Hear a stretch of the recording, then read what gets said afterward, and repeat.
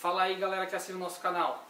Estamos de volta e hoje com um tema polêmico dentro da ufologia, que é o caso do chupa-cabras. Para quem não conhece, o fenômeno do chupa-cabras é um fenômeno que ocorreu principalmente na América Central e América Latina. E talvez você não saiba, mas um dos maiores pesquisadores do fenômeno é brasileiro. É o nosso amigo Carlos Alberto Machado, ufólogo, mestre, doutor. É um cara cheio de conhecimento. O Machado conduziu uma pesquisa criteriosa, com teor científico, com metodologia científica em cima desse fenômeno. E desse trabalho maravilhoso que o Machado fez, resultou duas coisas.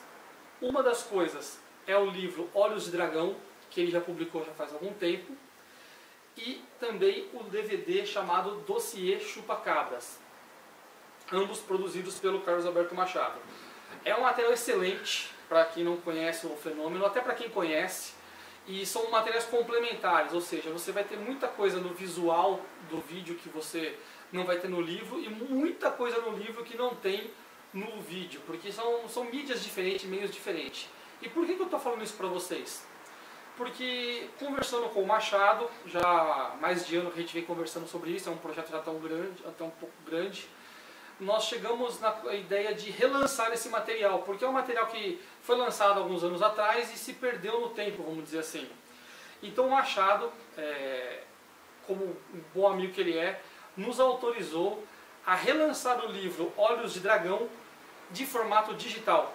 Ou seja, se você quiser ler o livro do Machado, você pode comprá-lo diretamente na loja da Amazon e ler direto no seu Kindle, ou no seu tablet, ou no seu celular, ou até no seu computador. Ou seja, você pode comprar o livro Olhos de Dragão, conhecer em detalhes a pesquisa do fenômeno chupa-cabra e ler diretamente em qualquer lugar, praticamente em qualquer lugar. Aqui que não tem um celular, um smartphone hoje. E além disso, o Machado também autorizou que nós fizéssemos a venda do dossiê Chupa-Cabra pelo YouTube. Ou seja, você também vai poder comprar o vídeo dossiê Chupa-Cabras no YouTube. Eu não vou me estender muito sobre a questão de o que tem no livro e o que tem no DVD. Por quê? Porque logo depois, assim que eu acabar de falar aqui, você vai ver um vídeo do Carlos Alberto Machado para você, onde você vai poder entender um pouco melhor a metodologia e o que você vai encontrar no livro. É importante lembrar que esses materiais estão sendo vendidos justamente para subsidiar mais pesquisas, tanto da Rede Brasileira de Pesquisas Ufológicas, quanto do próprio Carlos Alberto Machado. Quem conhece a pesquisa ufológica, quem conhece o nosso trabalho sabe que tudo é muito custoso. A gente gasta com viagem, hospedagem, o Machado nessas pesquisas gastou com laboratório, com vídeo, com produção e tudo mais. Então, o que nós vamos fazer? A Burn, como vocês sabem, continua com a política de divulgar materiais gratuitamente, mas esse material específico, que é um livro e um documentário, eles serão vendidos por valores bem mais baixos que do mercado. Principalmente o vídeo no YouTube. E espero que vocês gostem. Sinceramente, espero que vocês comprem, porque assim, eu posso falar de coração. É o melhor livro, vamos dizer assim, ufológico que eu já li na minha vida. Tem muita informação. Tem muita, como eu posso dizer, é muita informação de qualidade, não é achismo. É fato, é relatório técnico, é laudo de laboratório, é depoimento de veterinário.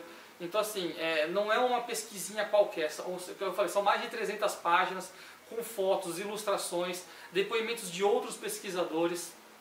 Então é um material que vale a pena. O DVD é indiscutível. Você vai ver coisas no DVD que você nem imaginava. Um exemplo, você vai ver o OVNI que foi filmado na noite anterior ao ataque em uma das fazendas que o Machado pesquisou. Quer dizer, não tem como não relacionar o fenômeno ufológico com o que aconteceu naquela fazenda. São depoimentos impressionantes, imagens impressionantes, vale a pena assistir. Bom, eu vou ficando por aqui.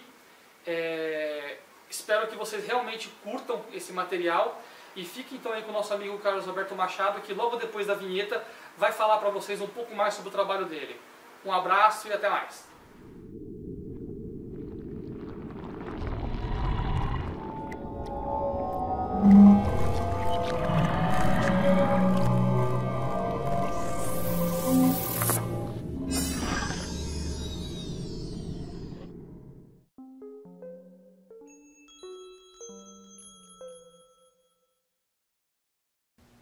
fenômeno chupa-cabras ou intruso esporádico agressivo surgiu no Brasil em 1997. Vocês vão poder ler nesse livro ou assistir nas imagens de vídeo como que essa criatura agiu em nosso país. Depois que eu terminei a pesquisa em 1997 e publiquei o livro em 2000, na primeira edição, nós percebemos que o fenômeno ele dividiu a população em praticamente duas partes: aqueles que aceitam o fenômeno como alguma coisa insólita e aqueles que levam para a chacota, para a brincadeira. É possível inclusive observar em dicionários brasileiros que a palavra chupa-cabra ela se tornou uma espécie de folclore, né? Mas isso, com o tempo, claro, o governo também eu acho que até tem interesse dessa forma.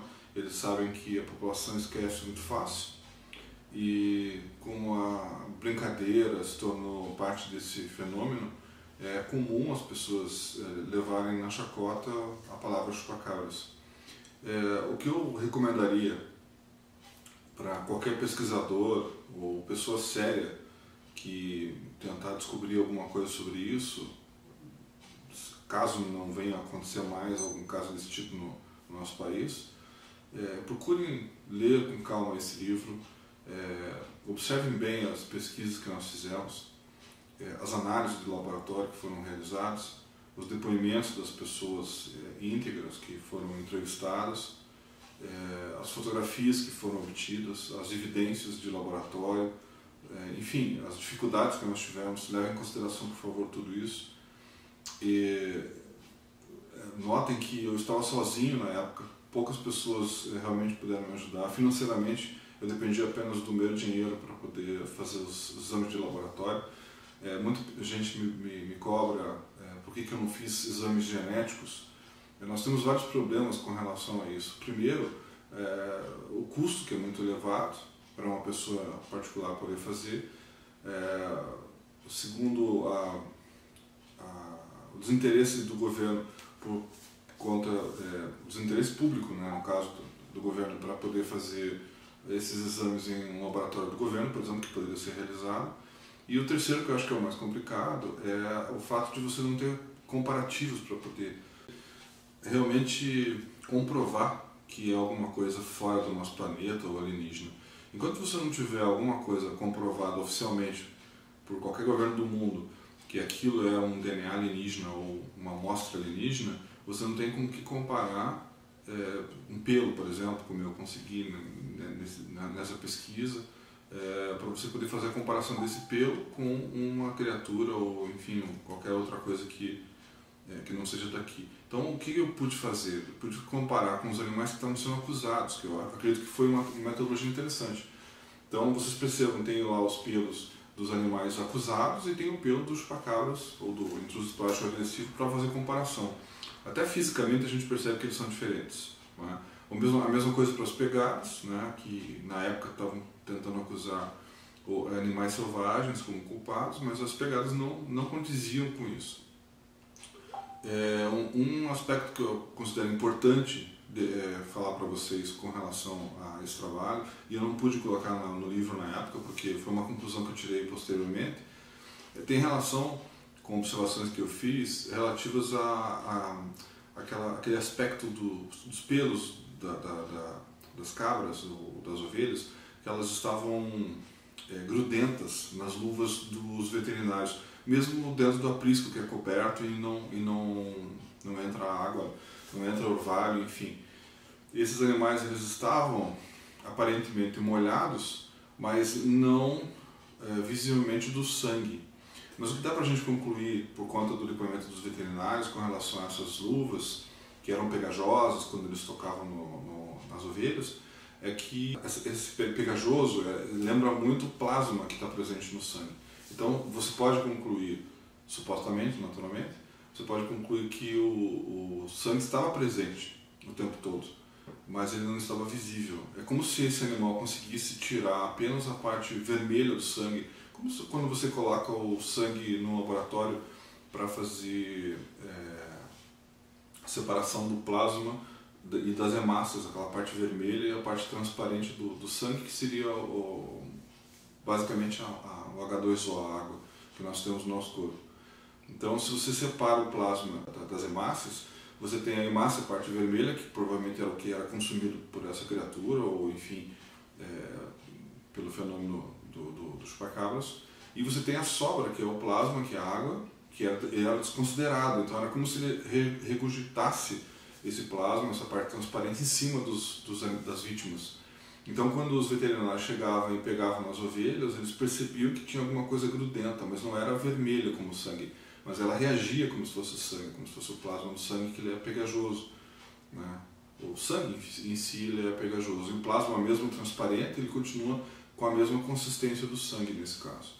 Então, nós podemos concluir isso, né? Mas as outras conclusões, enfim, nós trabalhamos o livro foi dividido em 3 etapas, né? Como vocês vão perceber.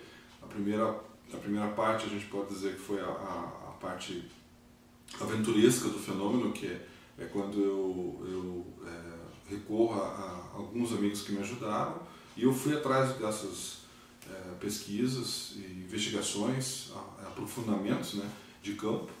A segunda parte foi a análise dos laboratórios, a análise dos documentos, né, do material coletado na primeira parte. E a terceira, que pode dizer que é mais polêmica, mas justamente para não ficar apenas na minha opinião, eu achei interessante e importante convidar outras pessoas que pensavam de maneira diferente de mim, para que, assim como provavelmente os leitores também devem ocorrer, então vocês podem escolher a ideia que vocês quiserem, a hipótese que vocês acharem mais plausível, para que se aproxime melhor desse fenômeno. É difícil afirmar se é alienígena ou se não é. O que é possível afirmar com a leitura do livro, e para quem puder acompanhar esse trabalho, vocês vão perceber que o fenômeno foi real, que a criatura existe. Isso não resta dúvida. Qualquer livro que vocês lerem sério sobre isso, como foram escritos alguns em Porto Rico, um ano antes, em 96, ou na Espanha, enfim, vários livros que foram publicados depois a nível mundial, todos eles declaram e mostram as evidências de alguma coisa sólida, física, né? O fato de você aceitar ou não, isso não vai modificar a existência do fenômeno. O fenômeno ele foi real, ele foi físico, ele deixou evidências e ocorreu, a gente gostando ou não, enfim. As pessoas muitas vezes não querem aceitar porque tem medo, né? Tanto o do chupacabras quanto o fenômeno OVNI, o fenômeno UFO, né? Como as pessoas preferem. A minha opinião é essa. Eu espero que vocês gostem do livro, espero que vocês gostem desse trabalho. O Joseph teve um trabalho árduo, já quase um ano, tentando deixar o livro e o vídeo de uma maneira interessante para que vocês possam usufruir de uma forma mais moderna e digital, né, desse material. E eu achei interessante, nós dois, na verdade, concordamos que seria interessante ter esse vídeo de introdução para que vocês possam conhecer um trabalho científico feito em cima de um fenômeno anômalo, de um fenômeno estranho que não tenho certeza absoluta, né? Não posso afirmar por que o governo não revelou para a população a verdade sobre isso, né? E tentou apenas ocultar com a história dos animais selvagens, enfim, falando de outras coisas até absurdas, né? Do ponto de vista veterinário, do ponto de vista biológico, que não faziam sentido, mas que eles tentavam encobrir, né? Aquelas marcas marcas nas vítimas, né, que eram perfurações no pescoço ou mesmo no abdômen, em números ímpares muitas vezes, na maioria delas. A ausência de sangue, né, que vocês vão perceber, ela é real, realmente não tinha sangue nenhum dentro dos animais, nós fizemos necrópsia para confirmar isso, mas os veterinários do governo, quando eram questionados, eles fugiam pela tangente, tentando culpar animais selvagens e afirmando que existia sangue quando não existia absolutamente nenhuma gota de sangue no lado externo dos animais, e depois que nós fizemos as necrópsias, como vocês vão perceber, também do lado interno. Chega a ser assustador até, né? Isso também me lembra a história, que não está no livro em detalhes, mas um dos 3 veterinários que me ajudou, ele passou uma dificuldade muito grande, uma dificuldade psicológica.